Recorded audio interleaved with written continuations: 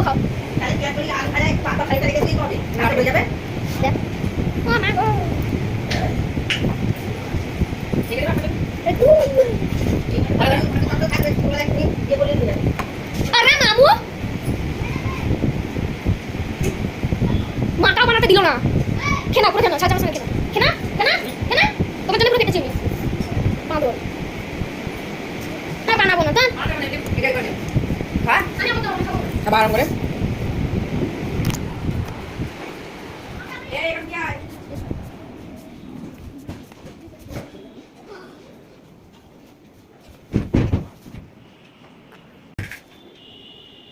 যাই ভালো লাগে না